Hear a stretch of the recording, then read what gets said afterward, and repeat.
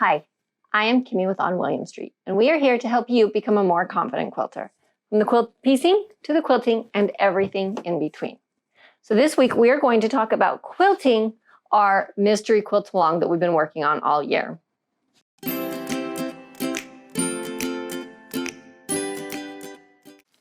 So don't forget, everything that we're going to talk about, we do have written out in a blog post. So we have that linked below the description, in the description of the video. You can look at all the diagrams and photos. I'll have my quilting plan put up there in case you want to get a closer look at that. Also, while you're there, don't forget to check out our shop where we have lots of fun modern quilting patterns ready for your next project. So the couple of things that I really want to touch on today. First, I'm going to go ahead and show you my quilting plan that I've designed. You don't have to custom quilt this quilt. You can definitely do it all over. You don't even have to quilt it yourself if you're not comfortable or you just prefer to send quilts off to a long armor. Obviously, you can definitely do that or do a fun all over design. I am going to show you my quilting plan. I'm going to do a custom quilting here in a moment. But what I really want to focus on is I really want to talk about moving the quilt through the sewing machine. This is one of the hardest things and kind of one of the most complex things that cause a lot of problems when you're trying to quilt a larger quilt on a domestic. So I'm going to give you some tips and some tricks and different things that I use to make it a little bit easier. So first off, tools. If you have an extended bed or an ability to drop your sewing machine flat on the table, definitely recommend using them. Having the most flat spot as possible is definitely going to make things easier. Also gloves. I don't have my gloves out with me today, but if you have quilting gloves, they really do make a difference. It just gives you that little bit extra grip. You don't need to go fancy. You can usually get a pair of quilting gloves for around $10. They're usually a nice tight fit. If you're super budget conscious, a pair of dollar store gardening gloves actually will do the trick. You're just going to be taking them on and off more because you're not going to be able to leave them on when you're doing, threading or messing with things like that. You're not going to have the ability to do nice tight things because they do have a looser fit, but they work great for moving the quilt around. So a couple of things you can think about for gloves. The next thing that I think is vital is having as much flat space as possible. If you have a smaller sewing table that your machine is on, a couple of things you can do is if you have like a folding table, you can set off to the back and off to the side to extend your sewing space. That can really make a huge difference. The less quilt you have hanging over the side, the less drag you're going to have. Another option is sometimes it's just easier to move to your dining room table. If you put it on your dining room table, you usually have a nice big area. It allows your quilt to move around. Quilts really drag when hanging over the edge of tables, but if it's nice and flat, you can see it moves a lot easier. So that's the biggest tip that I have, is to create as much flat space for your quilt to be on as possible. So now that we have that sorted, how are we going to actually quilt it? Whenever I'm quilting on my domestic machine, I like to start in the middle. And that's just going to cement everything. If you start on an end, you're going to move as you go, and as you quilt, the fabric's going to move. So maybe it's not quite lined up on your batting anymore. Maybe it's not quite centered on your backing anymore. So I like to start in the middle and then work my way out. This also means I'm only ever going to be dealing with a half of my quilt underneath the throat of my machine. So I don't have to worry about trying to bunch up all of this quilt. I'm only dealing with half. So what I've done here is I've taken my basted quilt and I have rolled it. So I'm going to be starting with our flying geese. You can see I've got the center here, and this is what I'm going to quilt first. So what I'm going to do is I'm going to go ahead and grab it. I'm just going to show you. I'm not going to actually quilt it today. That would take way too long. I'm going to show you what I'm going to be doing. So I've got the quilt underneath the machine here. You can see I've only got a small roll here that I'm dealing with. I have my other quilt over here. I can kind of hold these as I'm moving stuff around in the quilt. And I'm going to throw this over my shoulder. Like we said, we're trying to eliminate drag. If I just have this hanging here, it's going to be hanging on the table. It's going to be a hot mess, and it's not going to move very easily. So I'm going to throw this up over my shoulder, and I'm going to quilt this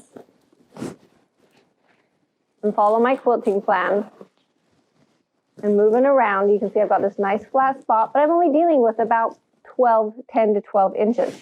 So it makes it easier. I'm going to have to kind of roll and move this around a little bit as I go, but it makes it pretty easy to move just this one small section back and forth.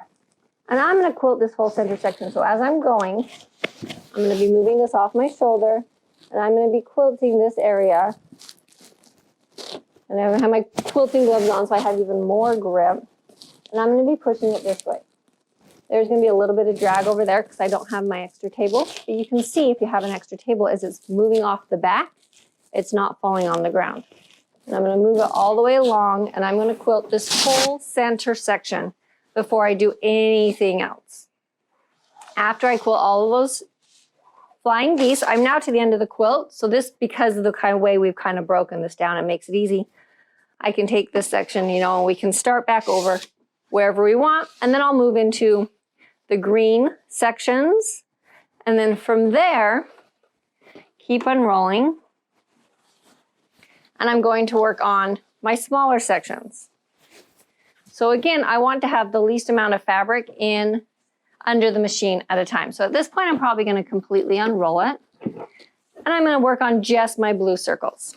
Then the only thing I'm worried about being under my frame is this much of my quilt. It's really a quarter, this half of the quilt now. So you're keeping the bulk from bunching up here and making it hard to move. So now I can come in here. If you have to, again, kind of keep this up. And I can move this around and quilt these circles however I want to quilt them, working from that inside circle, coming over here. Keep this from dragging. Get this section ready, quilt this section, and move all the way off. Then I'm going to flip my quilt around before I do this last section. So again, I've only got the quarter of the quilt underneath my machine. And then I can come in here, quilt the purple, quilt the yellow, quilt the green, and you can see I'm always working my way out of the throat of the machine as opposed to pushing more fabric in. And it just keeps things really nice and makes it a lot easier to quilt. Then I would just repeat the same process for the bottom half of the quilt. So that kind of some ideas on how I'm going to move this quilt around, how I'm going to get it so that I can actually quilt it on my machine without completely dying, killing my shoulders. Keep the weight of the quilt on the table as much as possible. Throw it up over your shoulder to get it up and off the ground. Try to prevent it from hanging over edges. Extend your table base. Use some quilting gloves. Start in the middle, work your way out, and so that you've got less of the quilt under the throat at any given time, the least amount as possible. Now, for the fun part, we're going to actually go ahead. I'm going to walk you through my quilting plan. And again, like I said, when I quilt this, I'm definitely going to start in the middle. And so what I've decided to put here in the center is I'm just going to go ahead and do a nice smooth arch. And I don't have this heavily quilted. It's not going to be super dense. It might look busy here, but when you blow all these things up, it's not going to be a super dense quilting job. It's going to be a little bit more open. So one thing is you're deciding how dense you want it is, look at your batting. Your batting is going to tell you if you can have a wider spacing or if you need a little bit tighter. Mine's like 3 to 4 inches, I think 2 to 4 inches is about the spacing I want on my batting. And that's just to make sure that everything holds together and doesn't fall apart on you. So it will last a little bit longer. So all of these lines, will be within about 2-4 inches. The grids are going to be about a 2-inch grid. It just kind of gives you an idea. If you like looser quilting, make sure that you're picking a batting that allows for that. If you like super dense quilting, you can pretty much pick any batting that you want. So I'm going to start here in the center, and I have these nice curves. And I'm just going to put these arches, small arch around all of the triangles. So the big flying geese and the smaller sections. And this is really fun because it's easy to quilt the whole thing without stopping. So I'm going to start here, quilt up here, down here, across here, up here. Now I can go across the bottom and I can do all of these. Then up this side, out, in. When I get to the top, then I go up this side, down this side, and then fill in this side over here. And then I just do up this side, flip the quilt, go down this side, and I'm all done. So that makes it super easy to quilt the whole thing without starting and stopping. After that, I have these straight lines in the green, and I'm going to do probably about, an inch spaced, about an inch apart. And I'm just going to put straight lines all the way down. Then I decided to go ahead and break up the white strip from this white background area and treat them as two different things. It makes it a little easier to quilt when you break those spaces up and aren't trying to fit stuff into a lot of different weird shapes. So I made this be more a foreground element, and all of this white back here definitely becomes a background element. And that makes it look like this whole strip is sitting on top of our piece sections here. So just a little bit of some visual eye trick manipulation to kind of make the quilt be what you want it to be. And I'm going to do a little channel here. And what this little channel does is it's just 2 lines with a space in beneath, and it just creates a definite border. It creates a break in the quilt and gives you somewhere for your eye to rest in between these sections so they don't get just mumbled together. And then do a nice, nice simple ribbon candy there. For these sections, I am doing the same thing on either one. I didn't want to really mix it up too much. That would have been a little bit busier than I wanted. So some arches, sun rays, whatever you want to call them here. And because it is a little bit bigger area, I'm going to go ahead and echo on the inside as well. This is one of my favorite grid designs. And because I have these half square triangles in here, I don't have to mark anything out. I can do it all just by eyesight and do these fun grids. The nice thing about this design is these little triangles that come in don't have to be perfectly even. And I am going to just work them off the side here where the grid disappears and use my half square triangles.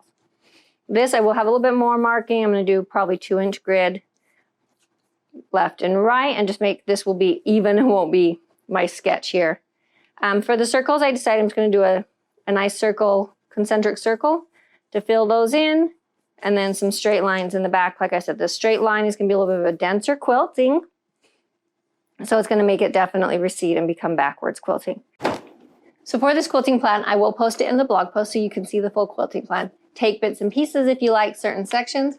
Take that and use that as inspiration or as a jumping off point to come up with your own quilting plan. If you want to do something completely different, go ahead and do that. If you want to go even simpler, you can always do some all over quilting with a modern quilt. Even just using your walking foot and straight lines always looks great. To finish this up, so you can go very simple and do something like that if that's what you like to do and if that's the look that you like, or you can try something custom and do something different all over.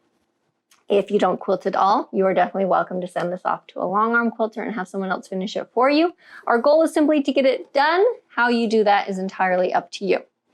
So we're going to give you the next 2 months to finish this up. Like I said, you can check out this quilting plan on the blog post. We will also have all of our tips and everything written out that I gave to help you finish it on your domestic sewing machine. If you're sewing it on a domestic sewing machine, I'll include all of that. So check out the blog post. You can find the link below the video.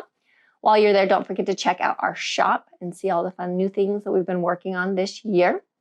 We're going to take 2 months to finish this, so there's no rush.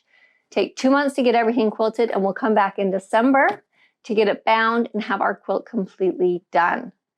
If you have any questions at all, if you need any tips, any help, don't hesitate to reach out, shoot us an email. And we are more than happy to help you try to get this done. We want you to have fun and we want you to be successful. So don't hesitate to reach out to us. Also, don't forget to follow us on Instagram and Facebook. If you're posting pictures of your quilt, please tag us so that we don't miss it. You can also use our hashtags that you find in the blog post to make sure that we see all those fun, beautiful quilts. It's been so much fun sewing along with you this year. We want to make sure that we see your projects and don't want to miss any of that. And yeah, if you have any questions, let us know. Otherwise, we'll see you next time.